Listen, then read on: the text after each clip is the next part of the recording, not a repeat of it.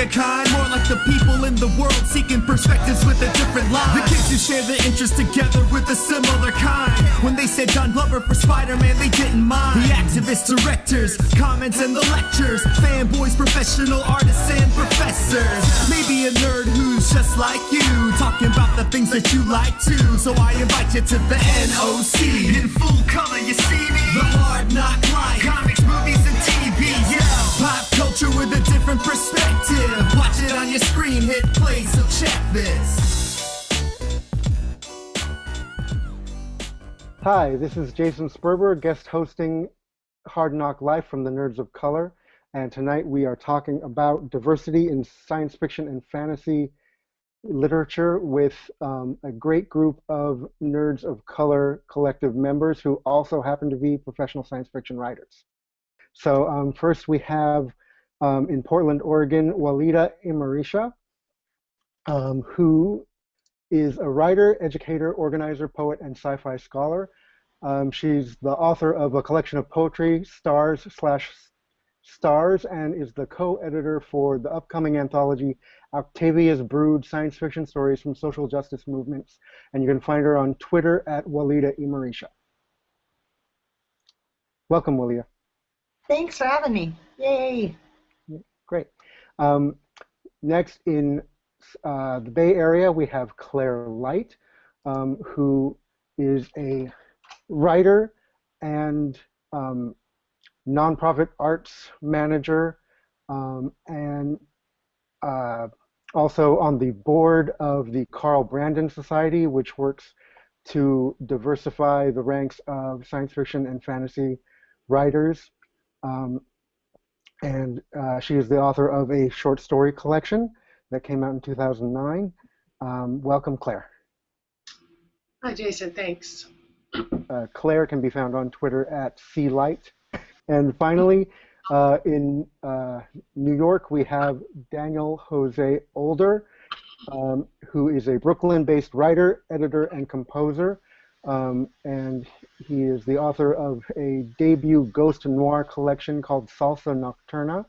And Daniel can be found on Twitter at DJ Older. Welcome, Daniel. Thank you. Great to be here. Well, everybody, I am really happy to have you all here. You guys are all working in the sphere of science fiction and fantasy writing. I am a fan, a reader, and a wannabe, and it's really a great honor to have you guys here talking about this with us tonight. From the beginning, we were talking about the issue of representation, of diversity among creators of the popular culture that we're always talking about on the site, and you know, a perennial issue that comes up online and in real time and real space among writers and readers of science fiction, especially people of color, is the issue of diversity. And this issue did sort of blow up on Twitter and elsewhere relatively recently. And I know Daniel was involved in that pretty heavily. That is why we're here tonight, to talk about the issues of what it means to be creators of color in this space, why it matters, and where we see things going and how we're going to get there. So first, I just wanted to open it up with a background question. What kind of speculative fiction did you read when you were younger that connected with you, and why? Why don't we start with Walidah? Well, I've always been a nerd, so I wear my nerd flag proudly. And I grew up on Star Trek, and most of the sci-fi, you know, I grew up on was definitely created by white men, predominantly. And I don't think it was until I got to high school and randomly started finding Octavia Butler in used bookstores and Samuel Delaney that I saw visions of myself reflected. And I actually remember the first book of Octavia's I found was Kindred, and I was drawn to it because of the cover, because the cover at that time had a black woman's face doubled, kind of passing each other. And it was the first time that I could remember seeing someone who looked like me on the cover of a science fiction book. And I think that was kind of the moment where my becoming whole again happened, where my nerd self and my, radical person of color self decided they could actually live in harmony and unity. Well, I'm a bit different from a lot of other nerds of color that I've talked to. I read very promiscuously throughout my childhood, but I never attached to science fiction or fantasy or any genre until I was in my early 30s. Yeah. And I grew up as a nerd, i.e., a socially awkward child, but I was an art nerd, a theater nerd, a reading nerd, and I read absolutely everything. So it wasn't until when I was a kid, of course, I had my favorite books, and one of the series that was my favorite was Susan Cooper's Dark is Rising series. Yeah. Then later in my teens, I got into the Mists of Avalon, and in college, I discovered Ursula Le Guin and read absolutely everything from her Hainish cycle. But it wasn't until I was in my early 30s and I was really, putting pedal to the metal in my own writing, and having a lot of trouble figuring out how to be an Asian American writer without writing the same old immigrant story over and over and over again. And an Asian American friend of mine recommended Octavia Butler to me, and I read Parable of the Sower, and it just blew my mind. And I tore through absolutely everything of hers that I could find, and I spent a few months reading all of her books. And as soon as I finished reading her books, I wrote my first science fiction story, and it just kind of all came tumbling out after that. So it was really Octavia Butler who showed me how to bring together all of these different areas of my life that I wanted to connect. Great. I mean, it's interesting. We seem to have a thread here, which probably isn't uncommon with nerds of color. And my Octavia Butler story is discovering her in college, and as a person combining the personal and political in terms of being multiracial, and discovering the Xenogenesis trilogy, and just that perspective on mixed race issues, that definitely opened my eyes to new ways that race and racial allegory could be discussed in science fiction, whereas before my only experience had been, say, in the racial allegory of Star Trek, which was coming from a very, more mainstream place. Daniel, how about you? Really similar story, actually. It's kind of amazing that we do have that through line, but I was a big Star Wars fan, and I did love sci-fi as a kid, but there is that disconnect, and then I was in the 7th grade, and my teacher was Inez Middleton, and she was one of those hardcore teachers that would just whoop your ass and love you so much at the same time. And she took me aside, and I still, to this day, I don't know why she did this, but she gave me a copy of Bloodchild. She gave me her copy of it, which is Octavia's collection of short stories. And she just really, literally out of the blue, just gave that to me, and I read it, and it blew my mind, and I was like, what? Because not only is it wow, people of color in science fiction, but what I love so much about Octavia is that she is a writer who always knew how to talk about power in such a deep and complicated and painful way that so many really mainstream and traditional and white sci-fi fails to do. And I came back to that years later when I was a community organizer, and we started reading Octavia with the kids. And we did Parable of the Sowers, and then that reminded me of how important it was. So I then went ahead and read all of her books, and that was definitely part of my path to becoming a writer, because it was like that plus Junot Diaz and Walter Mosley and Stephen King's book on writing. Those together as a combination, reading those in my 20s, and it was there was no way I couldn't write after that. It was that powerful a boost. So, it's so much about voice, I think, and being able to have voice and the strength of voice that she did. But that was my introduction. So we've all sort of talked about how we got to science fiction literature, and that sort of led you all to write it. But why do you still write speculative fiction, and what does these genres together do for you, give you that other genres might not?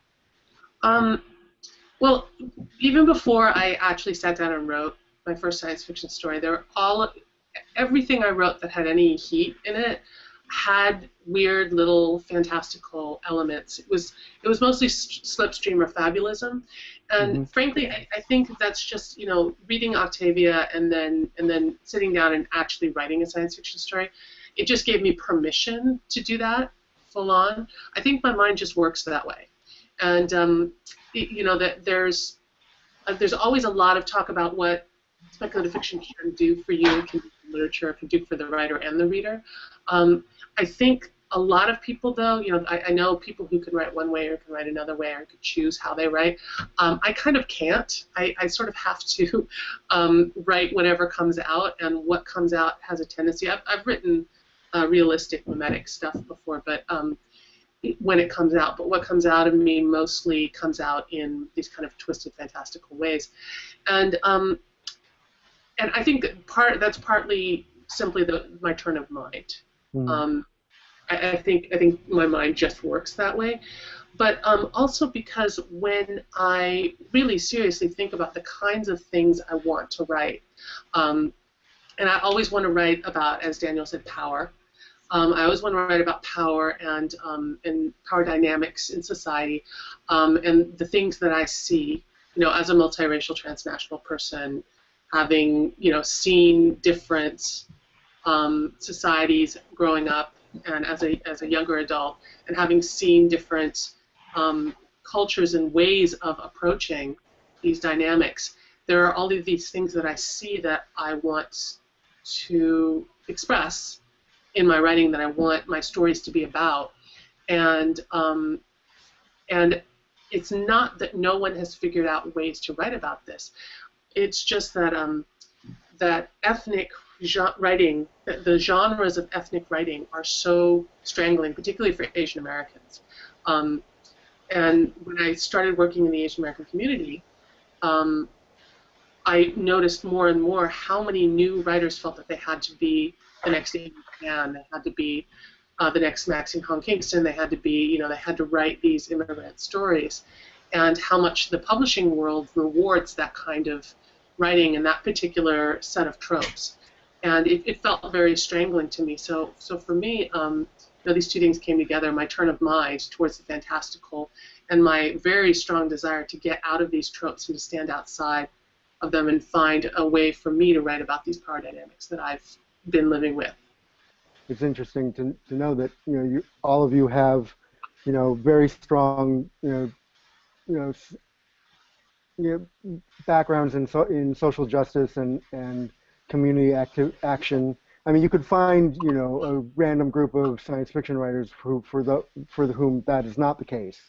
But I think it's interesting that all of you use the science fiction toolbox, so to speak, to raise those kind of questions in your work that can reflect back on real life. Yeah, absolutely. I mean, I think that piece about social change and social justice and the intersections with science fiction or speculative fiction, whatever we want to call it, I think that's key. I think that's the heart of the matter, because the heart of the matter for science fiction is saying, what are alternative visions and possibilities for this world, right? And they could be dystopic, they can be utopic, they can be somewhere in the middle, but it's always what is a different vision for this world, and that's at the heart of social change. And that's why my co-editor, Adrienne Marie Brown, and I decided to put together Octavia's Brood which is an anthology, a collection of radical science fiction written by folks involved in social justice movements, because for us, all social justice organizing is science fiction, right? What does a world without prisons look like? What is a world where there's, redistribution of wealth, where everyone has their basic needs met? We don't know. It's science fiction, right? It's like Little Green Men. And yet, we believe that the ability to envision and dream these different worlds allows us to actually begin taking the steps towards building them. So, the anthology is definitely trying to put forth visionary ways of engaging with these issues that, affect all of our lives, again, from prison justice to climate justice, or gender justice, ideas of being multiracial and intersections. And also, we're hoping opening up the space for everyone to create more time to dream, right? I think that's one of the important things that Octavia gave us, is that she, Octavia Butler had this amazing interview she did where I think it was with Ebony or Jet, and they asked her, how does it feel to be the black female science fiction writer? And she said, I never wanted that. I want there to be hundreds of black female science fiction writers. I want there to be thousands of folks writing themselves into the future. And I think that's her, that's her challenge to us. We have the right to dream, but we also have the responsibility to dream. That'll be on the dust jacket of the Nerds of Color anthology one day. But Daniel, how about you? Why speculative fiction? Why ghost noir? And how does that intersect with all the other parts of your identity? Sure. I mean, again, I really want to echo what folks have been saying. It is that imagination piece is such a huge part of organizing. And I think, having been in the traditional nonprofit organizer world, it's a piece that often gets left out because we get so caught up in trying to get our numbers right and fulfill grants and all these complex and very destructive things that happen in that very mainstream organizer world. We forget to dream. We don't allow ourselves time to envision things. We don't allow imagination to happen because we have this very strict guideline of what is and what isn't organizing, which becomes so problematic. Because I think we're all dreamers, and that's how we have to, like Walidah said, that's how we make change, as we imagine.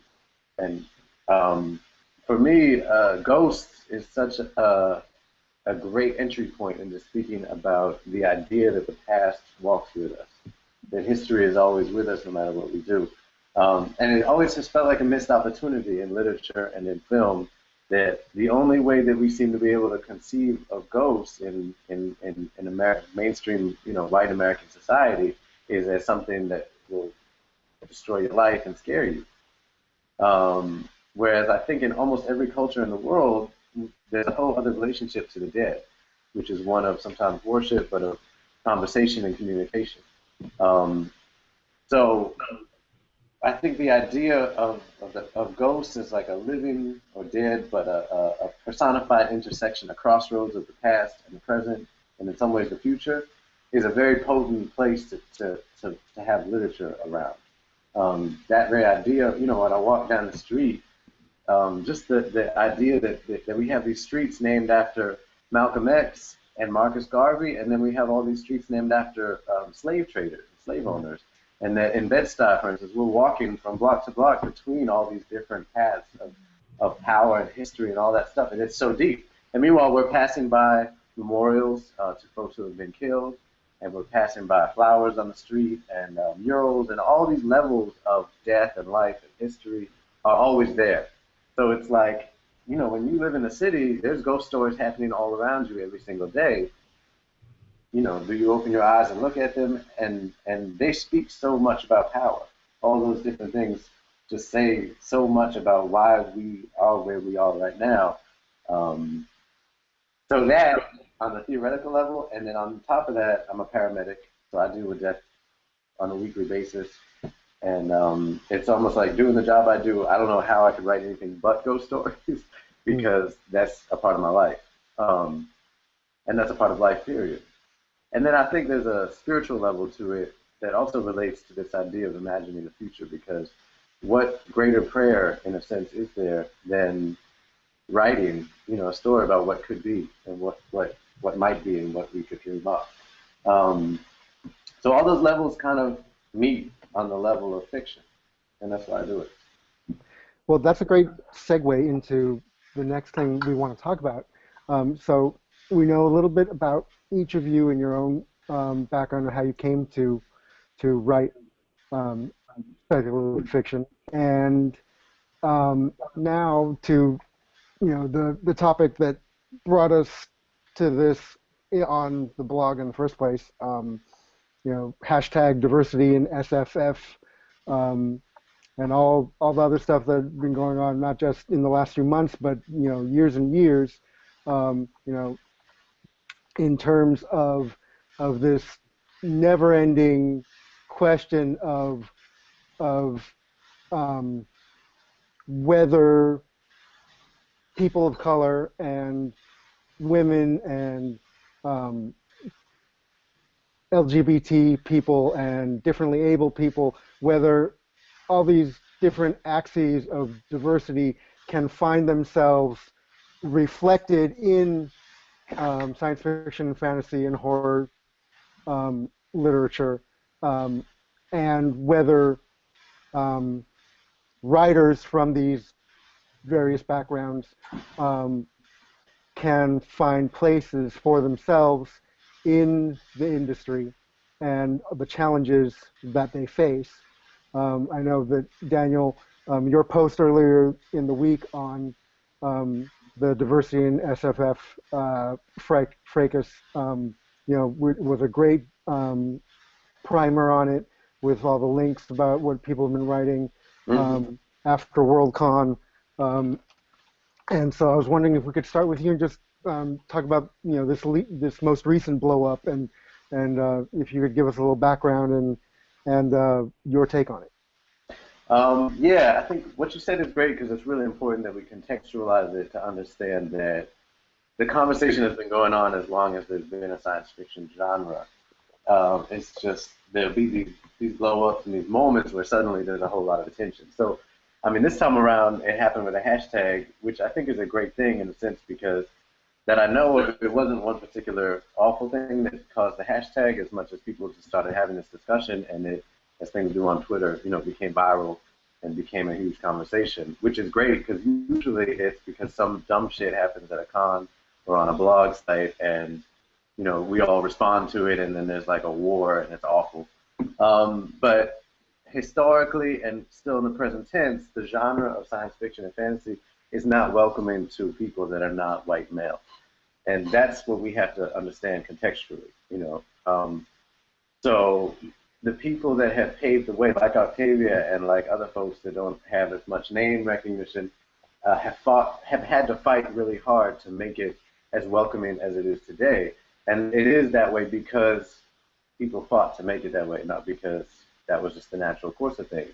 And it took all these different race fails and hard conversations, and like I said in the blog, people get death threats, people get rape threats. It's very real, and it's a question of, like we've been talking about, it's a question of our future. Because when we're talking about science fiction, we're really talking about the majority of what our children watch is science fiction. So it's not just like, oh, we're offended. It's like we're here not to get made invisible anymore and be silenced or turned into bad guys and monsters. So it's a very real life and death conversation that I think can be very easily trivialized because we're dorks and we're in costume and we're talking about all these goofy things. But the reality of it is we're having this conversation because it's a matter of life and death and survival. So we have these really great dialogues at cons that I've been to over the past 2 years since I've been showing up at stuff, and it's been amazing. I mean, it really isn't like 101 anymore because there's enough people of color that show up to cons generally that we can have a really in-depth conversation. At least the ones I've been to, talking about ReaderCon, BizCon, Aricia, that it's still 90% white, but the conversations that we have really do go in depth, and we really get somewhere to get into cultural appropriation, to get into ideas of even gentrification, these more complex levels of race and racism that historically have been harder to talk about. And white privilege, white supremacy in literature, all these levels to it. So I like that we're getting somewhere really deep, and we're moving forward, and we still have a long way to go. Claire, I know that, as someone who's attended cons and workshops and been, involved as a board member of the Carl Brandon Society, you've been working on this issue for a long time. Can you talk about that background and also, not all of our viewers know what the Carl Brandon Society is, and if you could talk a little bit about that. Okay. First off, I do have to give the caveat. I am on leave from the board of the Carl Brandon Society at the moment. Okay.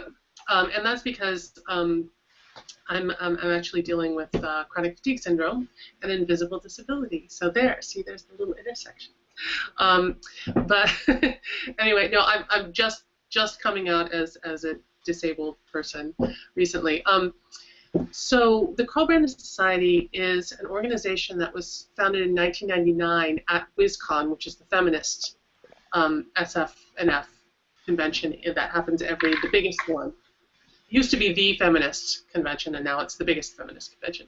Thank God. But 1999, it was a group of, I think, 7 or 8 people, maybe, a very small group of folks who realized that there were enough people of color at WizCon to actually have a group, and they decided to call themselves the Carl Brandon Society because apparently in the early 50s, a group of white male science fiction writers, among whom were Terry Carr and Peter Graham, but I don't know who the main instigators were, created this hoax. They created this character, Carl Brandon, who was a black SF fan. And they started writing letters to the various fanzines. This is the 50s, so it's all, mimeographed fanzines. And they started writing letters to these fanzines under the name Carl Brandon. And I don't know if he wrote fan fiction or not, but he was a very prolific writer and a very prolific fan who participated in a lot of fan discussions. And the hoax went on for about 2 years, and he was this close to being elected president of a fan club when the hoax came out. But apparently, because there were so few black fans who actually showed up at cons at the time, people started having Carl Brandon sightings because they'd see a black man at a con and they'd assume he was Carl Brandon. So in 1999, when this group of fans of color got together at WizCon, they decided to call their new organization, the Carl Brandon Society, to sort of indicate, we don't need a Carl Brandon to stand in place of us anymore. Here we are at the con. Very similar to how James Tiptree, Alice Sheldon, had to, felt that she had to give herself a male name for her, and create this persona of James Tiptree, and to give herself a voice in speculative fiction. So that's the origins of the Carl Brandon Society. Since 1999, the Carl Brandon Society started out by putting out little zines, of course digital because it was 1999, but little zines for a couple of years in a row, publishing a list of all of the SF written by writers of color in that year. And they were able to do that for a couple of years, and then after a few years, they weren't able to do it anymore because so much was being published, which is amazing. So now we have a wiki for writers of color. If you go to carlbrandon.org, you can see the link to the wiki, although we need help with it because it's getting overspammed. We also have a literature award, 2 literature awards actually, the Kindred and the Parallax for a writer of color writing in speculative fiction, and for any writer writing in speculative fiction who addresses issues of race or ethnicity. And then the most recent program that we started after Octavia Butler's death in 2006, and it's the Octavia E. Butler Memorial Scholarship Fund. And we send 1 writer of color to each of the 2 Clarion workshops every year. So basically, what we do is we promote issues of race and ethnicity, and we promote diversity, racial and ethnic diversity in the speculative fiction world in all of these different ways, and advocate for it. So I got involved with the Carl Brandon Society because, like I said, I didn't come to fandom until I was in my 30s, and I came to fandom because I was interested in how SF intersects with issues of race and ethnicity and power dynamics. And so, and because the Carl Brandon Society had already existed and already been creating a space, and WizCon, places like WizCon had already existed and been creating a space for women and for people who had questions about gender issues, I was able to simply walk into fandom and not deal with any of the crap that that people who grew up nerds grew up with.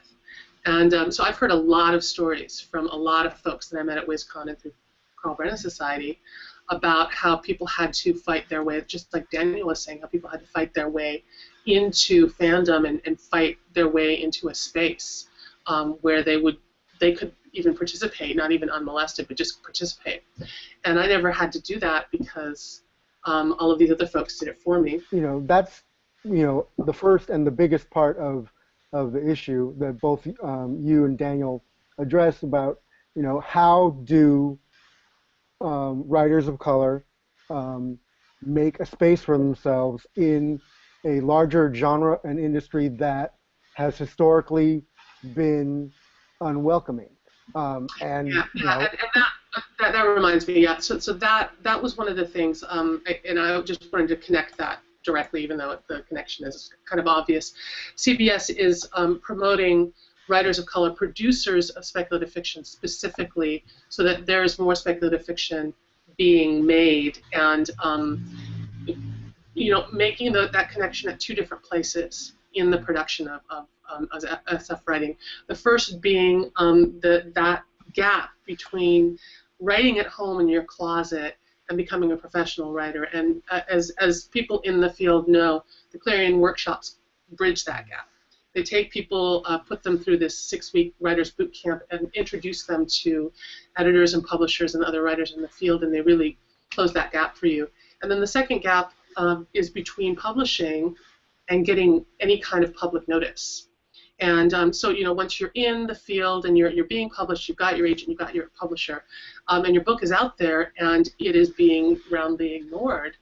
And of course, we know that there's a lot less attention for writers of color in the field than there is for other writers. So the book award is intended to raise awareness of all the amazing stuff that's being written by writers of color. Those two gaps are the ones that I've been focused on, not just in the Carl Brandon Society, but also in the other work that I've been doing with cultural production and people of color. The gap between writing in your closet and connecting with the professional world, which is a huge gap for people of color, and then the gap between actually having a cultural product that you've made and getting attention for that in the world, which is also a huge gap for people of color. Interesting segue to a couple questions I wanted to address to you, Walidah. With your anthology, Walidah, it's specifically about addressing issues of social justice through the themes of the work. So I was wondering if you could touch on that, on the challenge of we've talked about how science fiction, the roots of science fiction and fantasy are in those questions of power and what if and what can the world be like, but a lot of times that gets drowned out in the space opera and the whiz bang pyrotechnics of hard SF and so what you're doing is sort of hearkening back to those roots at the same time as giving it a twist. So if you could talk about the challenges of opening up content areas and thematic areas with the kind of work in the anthology, and also with the anthology, Claire was talking about the issue of professionalism and the publishing world and breaking in and making connections, and you are one of the many people who are using new technologies and crowdfunding to basically go around that, and so I was wondering if you could talk about that too. Yes. I'm like, I feel like I'm overflowing. This conversation's amazing. I guess just a little bit on the other question. I think that there, I think for us, as writers and as folks involved in this work, I'm really glad that we've been talking about power, because I think that that is, to me, the difference between authentic visibility and this kind of token diversity that we often talk about. I think, and not only in writing, but in the larger social political structure, we've moved into a period where we're post-racial, which blah. But that we're told this because there is token diversity in different certain positions, but there is no discussion about the roots of power and the roots of the inequality. So it doesn't matter if you have a brown face at the top of a corrupt hierarchical structure that is built on white supremacy. At the end of the day, it will continue to perpetuate white supremacy. And I think that that's true for writing as well, that we are often given from the mainstream images and even sometimes writers of color that are more about token diversity rather than about actually addressing the real lived issues and the real human effects that these questions around power have. And I think for me and for Adrian, coming from we sort of are coming more kind of full circle where we used to write science fiction, then we stopped because we were serious organizers and activists and revolutionaries, and now we're coming back where again we're seeing that we can be that together. So I think for me, I'm definitely thinking about what are the ways, I think that it's important to say what are the ways that we can make sure there is authentic visibility within this larger, wider science fiction world. And then I think there's the question of how do we make sure there's authentic visibility of this visionary dreaming process within our communities and our work. And so I look to folks like W.E.B. Du Bois, who was an incredibly intellectual strategist and thinker and revolutionary, and wrote speculative fiction, and people don't think of him as a speculative fiction or science fiction writer. Toni Morrison, folks are like, oh, she's an amazing Black author. I'm like, y'all read Beloved, right? That is definitely speculative. That's ours, right? That's some fantastical, that's ours. And so I think part of it is about redefining and reclaiming, I think, as Daniel said, these things that have been part of our cultures, our history, our changing narratives for our entire existence, and saying, how is this relevant and useful and vibrant to the lives that we're living today? And so, I think that there are one area that I find incredible is the melding of, hip hop and science fiction, and I think there are amazing artists doing this work, across the country. I think more in the mainstream, Lupe Fiasco, bless him with his little skateboard and his robots. I love it. But, I think, I know, in the Northwest, we have Gabriel Teodros, who started an entire, hip-hop space opera group called Copper Wire, that their music, their lyrics, their vision, it all reflects this otherworldly dreaming process around justice and freedom. Or, Kings, also from Seattle, whose album was called From Slave Ships to Spaceships. And when I was like, mind is blown, thank you, Kings. But, getting these into areas where, people may be listening to it who are like, psh, whatever for that nerd stuff, but, are like, wow, this is incredibly lyrically powerful, and it's got my brain going in directions that I wasn't thinking about before. So for me, I think, it's important, obviously, to have authentic visibility on every level, but I think the part that excites me is not necessarily, fighting for our rightful place as visionaries within this larger science fiction community. That's the work we have to do. But, the work that, Daniel, you were talking about, sharing with youth and saying, hey, read this book and let's talk about our visions for the future and, if an apocalypse happened tomorrow, what skills would you have that would help you survive, and what skills would you need, and how can you envision new communities? I mean, I think that's such an incredible, powerful visionary space, which is exactly what we want to do with Octavia's Brood. Yeah, I mean, that definitely, working with youth is basically making,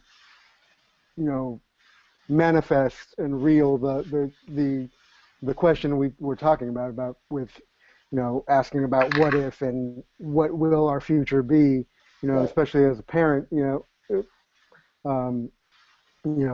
I'm the, like I said, I'm still a wannabe and, humbled in this company, but I'm starting my first novel, which, I never thought I was going to do a middle grade novel until, I had a very voracious reading above grade level daughter who, is always looking for stuff that, is at her level, but not above her, maturity level content-wise, and also as a multiracial father of multiracial children, just knowing that I want that reflected in the choices they have to consume, and so I'm, starting a middle grade speculative fiction novel featuring a multiracial girl protagonist, and so. That's awesome. I mean, so definitely tonight is a great inspiration to be talking to you guys. I think with juvenile literature, we face almost an even greater challenge because there's a level of protectiveness that my sense is that the publishing industry puts around children's literature. And what I see is that it's very easy to talk about racism to kids in the past and in little moments in the future, but there's a lot of reluctance to think about what racism might look like in the future. I think that, I'm hard pressed to come up with any kind of juvenile literature about the future that addresses racism. Octavia does it in, in the parable books, but that's it. I'm sure there must be some. I hope there's some, but I try to do it in some works I have unpublished, but I mean, it's like, we have to be careful about, this whole conversation that I don't know if you guys were in on this whole conversation that happened like about a year or two ago about YA. Someone wrote that really ridiculous editorial about how, YA is so dark now and it just deals with all these horrible topics like rape and racism and all this stuff, and we need to protect the children from that. And there was a lot of pushback after that. There was a lot of really great conversations. Sherman Alexie has some amazing essays about that. But I do think that we have to be clear that we're up against that mentality in a very real way as we try to move through the process of finding agents and publishing our work, that a lot of folks in gatekeeping roles don't want to hear you talk about how there might be racism in the future. But that's a very controversial idea. So, how do we then proceed? You know what I mean? And how do we tell stories about, how do we even prepare our children for the fact that they might be facing racism when we're dead? Hopefully they're not. And yes, we have to dream of the possibility that they're not, but we also have to think about, it's like dystopia is such a huge topic, right? And everyone's real quick to talk about what happens after the nuclear bomb erupts or this or that or the other. But can we also talk about the dystopia that was Katrina and how race affected that? And that was like a science fiction event, but it was also so real. You know what I mean? Like, can our science fiction about the future deal with the fact that we're still facing those kinds of differences in racism when it comes to disasters that we often speculate about? Walter Mosley wrote a YA called 47, which actually won one of the Carl Brennan Awards. That is, it's a weird twist. It's like deals with science fiction, the aliens, and the history of slavery together. Oh, that's cool. I need to check that out. Yeah, it's an interesting book. But anyway, not to get into too much CBS award plugging, but I thought it was interesting what you were saying, because books about the future and books for children are both aspirational, or in a certain mindset. There is this idea that these are books that should present what Walidah was saying, this vision, this dreaming vision of the ideal future, and not utopias, but really like how will things look when they are better, and what can we strive for, and so a lot of the pushback against writers of color and works about racism in science fiction for adults, it comes from the same place, but it's doubly strong, or 10 times as strong when it comes to literature for children, because you've got the pushback against addressing contemporary racism, because we're a post-racial society, right. And then you've got the pushback against imagining racism into the future, because the future is aspirational, and then you've got the pushback against presenting this to children, because we don't want our children to see these things. Daniel, you were talking about publishers don't want to hear it, so they're not going to entertain it. So it's harder for people who want to address those topics to break in and get that work out there. And so back to what I wanted Walidah to address, sort of bringing us forward. Now we've talked about the problems, we've talked about where we've come from, and now talking about where we want to go, what's next, where do we see our community going, and how do we get there. And one of the things that seems to be a potential answer, at least in terms of sidestepping gatekeepers, is crowdfunding and self-publishing, which because of new technologies has become much more respectable than it used to be, and we hear about success stories and crossovers, and so I know that using crowdfunding to get Octavia's Brood going, and there's at least 2 or 3 other projects that are specifically about science fiction of color. I think that our experience around Octavia's Brood has been really interesting for us, and I'd love to hear, Daniel, what your experience has been. And I just want to clarify one thing. I think when I say like dreaming the possibilities for the future, I definitely don't mean a utopia. I think that's one of the amazing things about Octavia. She's not easy, right? I mean, her writing is not easy. Her stories are not easy. I read Parable of the Sower and I felt like throwing up a lot of times. Like they have this emotional weight that sits on you because you're like, this is real. Like we're half a step away from this, and I don't want to think about this, and you're making me think about it, and I'm a little mad at you right now, Octavia, and I can't stop reading. So, and I think so for us, it's like, how can we be realistic about where we are, where we may be, and then, I think the thing about Octavia is she's like, even in the chaos, even in the destruction, even in the ugliness, there are opportunities if you know where to look for them. And I think for us, that's what's important. And I think, in some ways that's been connected to our publishing experience, because, when we envisioned Octavia's Brood and we started telling people, we were like, oh, we don't even know if people will care. I mean, people's response was like, whoa, people were like, oh my God, put it out tomorrow. I'm going to read it 8 times. They were very excited. And that's across the board been the reaction we've gotten from everyone, even people who don't read science fiction, and even science fiction folks who aren't social justice activists, and yet trying to reach out to publishers and saying, hey, we have this idea, we have organizers, we have over 20 organizers putting in pieces, which means they know how to organize, they know how to sell, they know how to grassroots fundraise, we've got a built-in team, and the response was pretty kind of lukewarm about it, and some folks expressed interest, but for whatever reasons we're like, well, we're going to have to pass on this. And I think it was a very disempowering experience for us to kind of be waiting and get excited and then depressed and then start it all over again. And finally, Adrian and I were like, you know what? We don't know how to do this publishing world thing clearly, but what we do know is how to organize and grassroots fundraise, and we have an incredible community. So, we took it to crowdfunding, we took it to Indiegogo, and we were able to raise more than double our goal. We're going to be able to put the book out. We're going to be able to do a national tour where we're going to be not only doing book readings, but writing workshops, organizing strategy sessions, house parties, science fiction house parties. Yes. And just,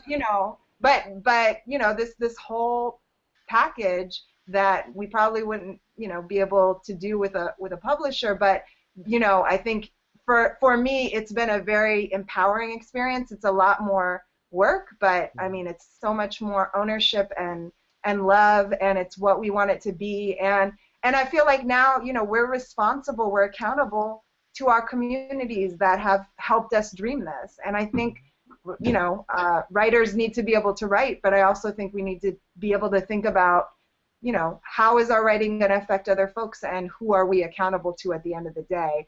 And when it's a publisher and not the communities who've nurtured and supported you and going to be affected by this, that's when we begin to get a disconnect around, as I said before, authentic visibility and token diversity. Right. We had a similar experience in that we didn't know what was going to happen. You know, we knew we wanted to do this. The anthology I'm talking about is called Long Hidden, and it's coming out from cross genres, and it's the theme is speculative fiction from the margins of history. So historical speculative fiction that's, you know, about people who haven't had history written correctly or at all about. Yeah. I didn't know that was you, man. What happened? I didn't know that was you. I knew about that project. Oh yeah, that's me.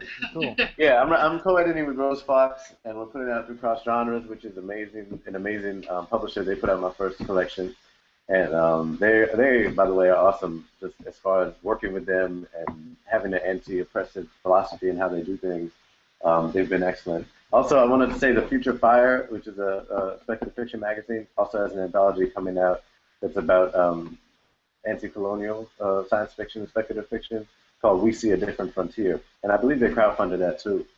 I think there's a thing we have to get into about crowdfunding. I know we don't have any time left, but it's amazing and it's done amazing things for these anthologies. I don't know if it's sustainable.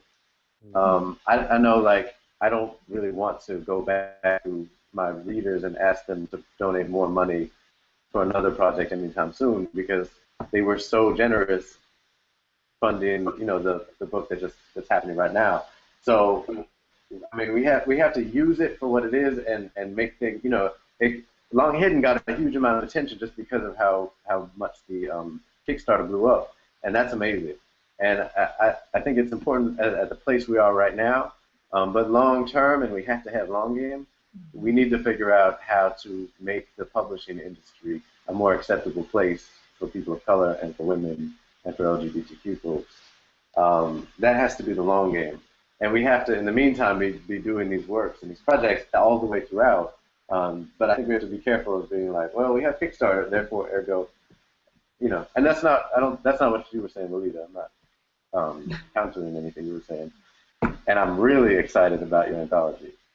FYI, I can't wait for it.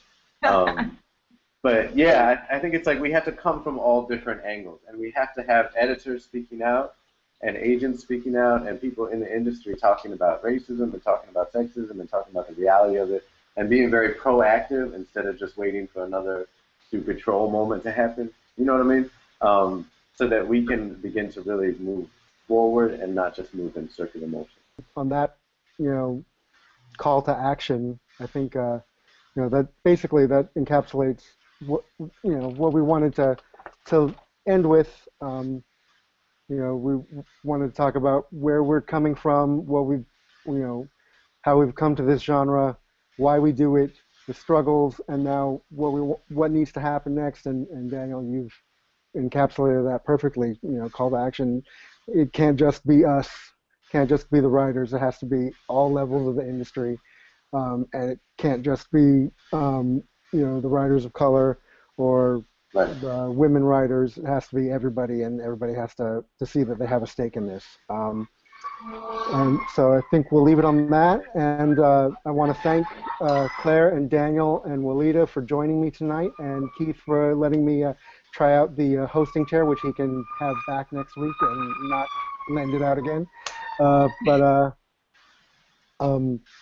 This has been Hard NOC Life from the Nerds of Color. Please come see us on the internet, and see you next week. Good night. Bye, everybody. Thank you. Bye.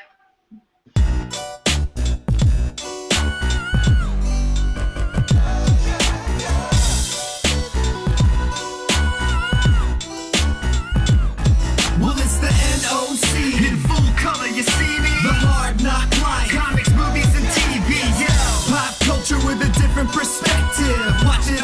screen, hit play, so check this. This is the hard knock life, but not the chica kind. More like the people in the world seeking perspectives with a different line. The kids who share the interest together with a similar kind.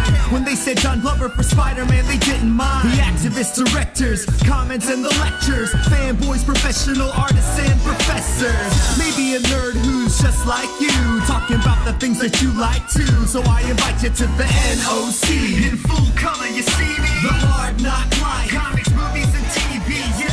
Pop culture with a different perspective. Watch it on your screen, hit play, so check this.